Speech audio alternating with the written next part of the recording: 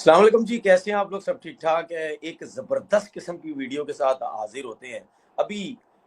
इंशाल्लाह बाबर आजम अगर कल 100 करता है तो फिर उस वक्त मेरे बहुत ही ज़बरदस्त किस्म की वीडियो आएगी और मुझे पूरी उम्मीद है कि इंशाल्लाह बाबर आजम भी कल 100 करेगा। जिस किस्म की विकेट चल रही है, जितना इजी विकेट हुआ है, मुझे पूरी उम्मीद है इंशाल्लाह कि बाबर आजम भी 100 करेगा। फिलहाल अब्दुल्ला शफीक की तो मैं बात करूंगा जो उसने 100 की है, ब्रिलियंट 100 की है। उससे पहले मैंने जब पोस्टमार्टम तनवीर अहमद या अपने तनवीर से इस पे जब बात कर रहा था, आपको सबको याद होगा कि थोड़ी देर पहले मैंने बात की थी कि पाकिस्तान की टीम को सिर्फ एक बैटिंग करनी है। अभी बहुत मैच बाकी है, अभी 266 ही रन हुए हैं, आउट तो 2 है लेकिन 266 रन हुए हैं। और बिल्कुल एन बिशप की बात भी हमको याद रखनी है कि पाकिस्तान टीम जो है ना बहुत जल्दी आउट हो जाती है, एकदम क्लैप्स करती है। अगर विकेट कल कहीं जल्दी विकेट गिरता है तो हम एकदम से हम जो है वो क्लैप्स कर जाएंगे। तो मेरे ख्याल में वो भी हमारे जहन में होना चाहिए।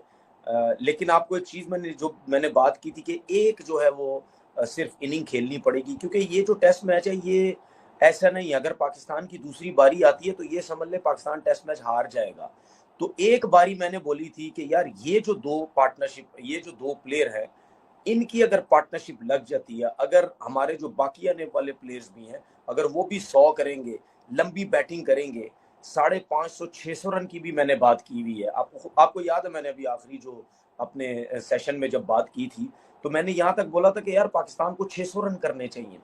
क्यों? क्योंकि वेस्ट इंडीज ने सेम टीम खिलाई, बिल्कुल खिलाई, इसमें कोई नहीं, उसको खिलानी भी चाहिए थी। फास्ट बॉलर आपको याद होगा मैंने बोला था कि यार अगर फास्ट बॉलर कुछ नहीं करेंगे तो वेस्ट इंडीज के पास सिर्फ एक वेरिकन है, उसके अलावा कोई नहीं है। अगर वो भी कुछ नहीं करेगा और इनके फास्ट बॉलर्स भी कुछ नहीं करेंगे तो इसका मतलब ये है कि वो फंस जाएंगे। तो वो फंस गए बहुत बुरे तरीके से।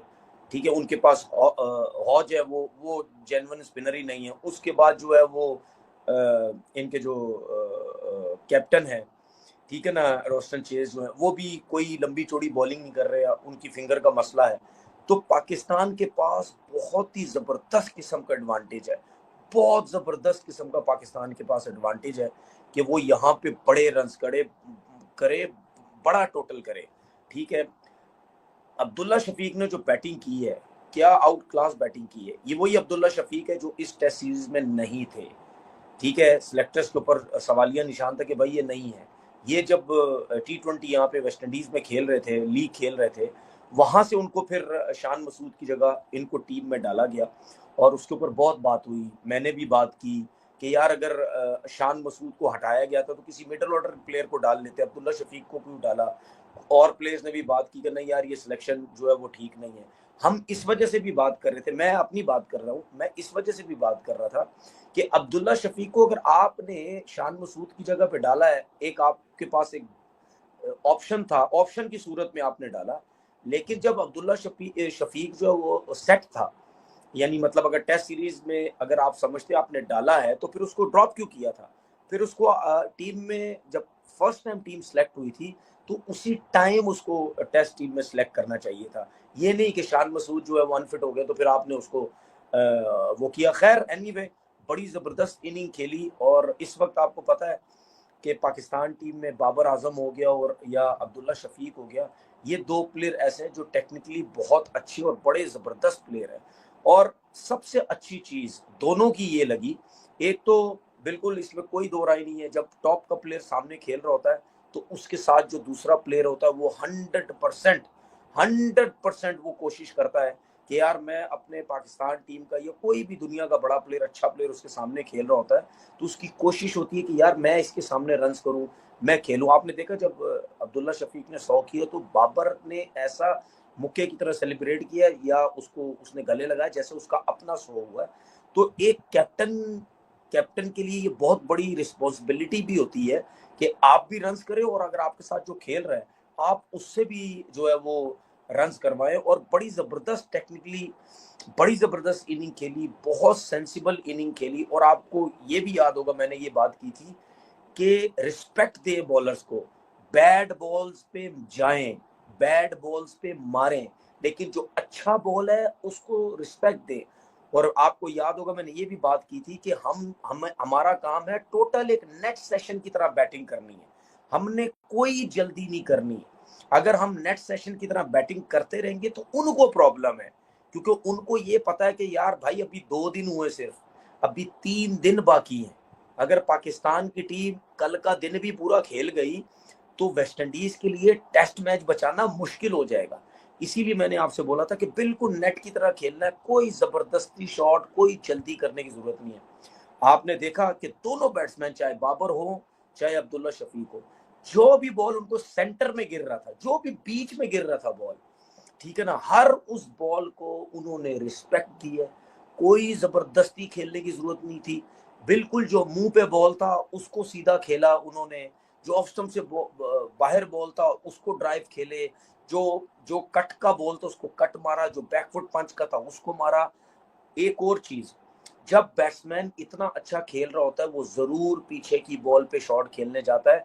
और आप ये देखो कि दोनों ने इतना अच्छा, एक समझ ले अपने साथ एक प्रॉमिस किया हुआ था, पीछे की बॉल पे नहीं मारना है, क्योंकि मिड विकेट भी लिया हुआ था, मिड ऑन तो था, होता ही है, मिड विकेट भी लिया था, स्क्वायर लेग भी पीछे लिया हुआ था, फाइन लेग भी पीछे लिया हुआ था। ठीक है, वो इस वजह से शबाज जोसेफ या सील्स भी ट्राई कर रहे थे कि मारने जाए तो जाहिर बात है पेस तो स्लो है विकेट का, कोई बॉल तेज आ रहा है कोई स्लो आ रहा है, तो टॉप एज लगने के बहुत ज्यादा चांसेस होते हैं। तो उसकी वजह से हमारे दोनों बैट्समैन जो है वो बिल्कुल नीचे खेलने की उन्होंने कोशिश की, कोई अपिश खेलने की कोशिश नहीं की, neat and clean. I think मेरे ख्याल कोई चांस नहीं दिया, दोनों नीट एंड क्लीन जो है वो इनिंग खेली गई दोनों की तरफ से। बाबर आजम जब 70 पे खेल रहे थे, ठीक है, 70 तक तो समझ ले तकरीबन बॉल टू बॉल नजदीक, बॉलें बहुत कम थी और रन उन्होंने 70 किए हुए थे। उसके बाद आप देखें 70 के बाद वो कितना फोकस हो गया था, 70 के बाद बिल्कुल वो रिलैक्स हो गया था, कोई जल्दी नहीं, बिल्कुल बैट बॉल पे अगर चौका लग गया तो लग गया, वरना वो सिंगल ले रहा था, कोई जल्दी करने की जरूरत नहीं थी। आखिरी ओवर जो वेरिकन लेग स्टंप पे बॉल किए जा रहा था वो पूरी कोशिश कर रहा था कि आपने देखा कि पैच पैच पे बॉल हिट कर रहा है, वो पूरी कोशिश कर रहा था कि किसी तरीके से दोनों बैट्समैन में से एक स्विप मारे, टॉप एज लगे, आउट होने के जो है वो चांसेस हो। और आपको याद होगा जब 99 पे अब्दुल्ला शफीक थे, वो ओवर बहुत जरा प्रेशर वाला गया था अब्दुल्ला शफीक का, क्योंकि उस पर एक आखिरी बॉल या सेकंड लास्ट बॉल ऑन खेलने गए थे तो हल्का सा पिच गया था। तो वो उसकी पूरी कोशिश थी वेरिकन की कि यार यहाँ पे मैं लेग स्टंप से बाहर बॉल करूं, अब्दुल्ला शफीक उसको खेलने जाए या बाबर आजम उसको खेलने जाए, क्योंकि बाबर भी जो भी है 100 के नजदीक तो है, 14 रन रह गए हैं, आई थिंक 86 पे वो खेल, 14 रन उसके रह गए हैं। तो वो उसकी भी कोशिश थी कि यार ये किसी तरीके से बाबर आजम भी इस तरीके से रिवर्स शॉट मारे और हमें जो है वो विकेट ले। ब्रिलियंट पार्टनरशिप, बहुत जबरदस्त पार्टनरशिप, 98 पे दूसरी विकेट गिरी थी और तकरीबन 170 की पार्टनरशिप। एक और चीज याद करें जो मैं बोलता था, थोड़ा पीछे चले जाएं, ठीक है, पीछे चले जाएं, जब पाकिस्तान में टर्निंग पिचेस बनना शुरू हुई थी, क्या बोला था मैंने उस वक्त आप लोगों को, या ये हमारे सिलेक्टर्स या जो फारिग लोग बैठे, क्या बोला था मैंने उस वक्त कि पिचेस ऐसी बनाएं कि आपके बैट्समैन रन्स भी करें। ये जो वेस्ट इंडीज की पिचेस है ना, इस किस्म की पिचेस पहले पाकिस्तान में हुआ करती थी। जब ये आके एक एक ड्रामा लगाया जी, फास्ट बॉलर आउट नहीं करते, स्पिनर आउट नहीं करते, चले जी रेड़ा पिचेस बना दे, फलाना कर दे, स्पिन पिचेस बना दे, इस किस्म की पिचेस में बोला करता था। जिसपे मुझे लोगों ने बोला गया यार ये तो बाबर आजम की बात करता है, ये तो जी बाबर आजम के चक्कर में करता है। तो आज तो अब्दुल्ला शफीक ने भी 100 किया। क्या अब्दुल्ला शफीक, क्या शान मसूद ने पिछले टेस्ट मैच में जो 100 किया था, क्या ये दोनों पाकिस्तान में खेल रहे होते 100 करते? 100% कभी नहीं करते।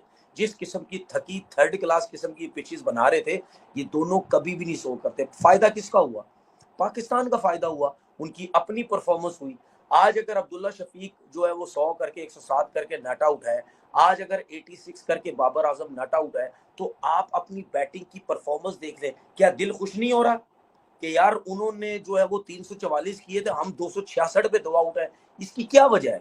क्योंकि बैटिंग पिच है, ये प्योर बैटिंग पिच नहीं है, ये भी मैं आपको बता दूं, ये इजी बैटिंग पिच नहीं है। यहाँ पे बॉल नीचे भी रह रहा है, कभी ऊपर हो जाता है, कभी बॉल स्पिन हो रहा है, सब कुछ हो रहा है। इजी विकेट नहीं है भाई मेरे ये। तो इस किस्म की पिचेस पहले बना करती थी, जिसपे हमारे लेजेंड्स बने, जिसमें हमारे प्लेयर्स बने, लेकिन उसके साथ साथ क्वालिटी फास्ट बॉलर होते थे, क्वालिटी स्पिनर्स होते थे, जिसकी वजह से हम रिवर्स स्विंग, स्पिन सब कुछ कर करा के हम दूसरी टीम्स को आउट करते थे। हमसे वो सब कुछ हुआ नहीं, फास्ट बॉलर खत्म हो गए, सब कुछ वो किया, हम स्पिन के चक्करों में पड़ गए। तो इस किस्म की पिचेस में बोलता था, अभी भी बोलता हूं, इस किस्म की पिचेस पाकिस्तान में बनाएं, जिसमें आपके बैट्समैन रन्स भी करें, टीम टोटल भी अच्छा करे, उसके साथ साथ आप अपने बॉलर्स, अपने स्पिनर्स ढूंढने की, तैयार करने की कोशिश करें। तब आप अपनी क्रिकेट देखना कितनी ऊपर जाएगी। अच्छा नहीं लग रहा? मुझे तो बहुत अच्छा लग रहा है। मुझे तो बहुत अच्छा लग रहा है कि पाकिस्तान टीम 266 पे 2 आउट है। कितने टाइम बाद ये हुआ है, जब से ये थकी हुई पिचेस बनी पाकिस्तान में। बांग्लादेश के साथ आपका बुरा हाल, वेस्ट इंडीज का पहला टेस्ट मैच आप उनसे हार गए, ठीक है ना। तो इस किस्म की पिचेस बनेंगी, आपके बैट्समैन रन्स भी करेंगे, सब कुछ करेंगे, मजा भी आएगा। अभी जो ड्रेसिंग रूम में जो बाकी बैट्समैन बैठे हुए हैं, ठीक है, उनका दिल देखो कितना बड़ा होगा कि यार लगता है अच्छी विकेट है, बैटिंग पिचेस है, बैटिंग पिच है, मतलब जो एफर्ट कर रहा है उसको विकेट्स भी मिल रही हैं, लेकिन बैट्समैन के लिए रन्स भी हैं, बैट्समैन के लिए रन्स भी हैं। अगर वो सेट हो जाए, वो रन्स भी करेगा। तो ये दोनों ने शो किया, बाबर आजम ने शो किया, और जो है अब्दुल्ला शफीक ने जो है वो आपको करके बताया। तो ये जो इस वक्त मैच की सिचुएशन चल रही है, ये उसी तरफ ही फिलहाल, ये उसी तरफ ही जा रही है जिस तरफ मैं कह रहा था कि पाकिस्तान को लंबी बैटिंग करनी चाहिए, सेंसिबल बैटिंग करनी चाहिए, 500 550 रन तो कम से कम करने चाहिए। और आपको एक और चीज बता दूं, अभी मैं यहां से, इस सिचुएशन से अगर पाकिस्तान ने 500 रन नहीं किए तो बैड बैटिंग होगी। उसकी एक ही वजह है, अगर पाकिस्तान 500 रन नहीं करेगा तो पाकिस्तान की बैटिंग क्लैप्स हो जाएगी, ठीक है। लेकिन ये चीज बता दूं, ये विकेट ऐसी नहीं है क्लैप्स होने वाली। और एक चीज और अपने बैट्समैनों को एक मशवरा दे दूं, कोशिश करें सेट हो जाए, लेकिन जब नया बॉल आए, न्यू बॉल जब आए, उस पे जब स्पिनर बॉल करेगा तो उस पे थोड़ा सा सेंसिबल होके खेलना है, क्योंकि नया बॉल जो है वो ग्रिप भी करेगा, ठीक है, वो आर्म बॉल जो है वो स्किटों के अंदर भी तेज आएगा, ठीक है, वो टर्न भी ज्यादा होगा, जिस तरह अली उस्मान पे ग्रीव्स आउट हुआ था, ठीक है। तो जब नया बॉल आए तो बिल्कुल सेंसिबल, कोई जल्दी नहीं, इसी तरह ही बैटिंग करनी है।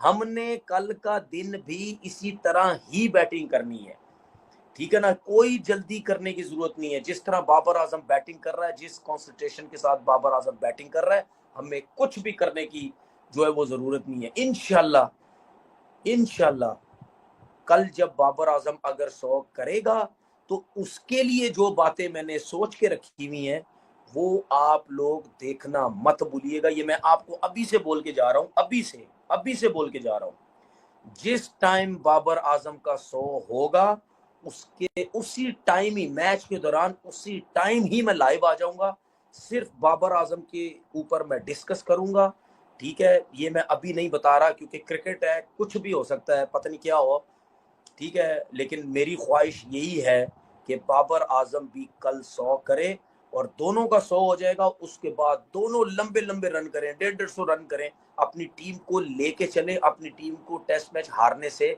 बचाए। मैं फिर कह रहा हूं कि बाबर आजम कल जब मैच स्टार्ट होगा, अगर बाबर आजम 100 कर देता है, सबको मैं कह रहा हूं उसके लिए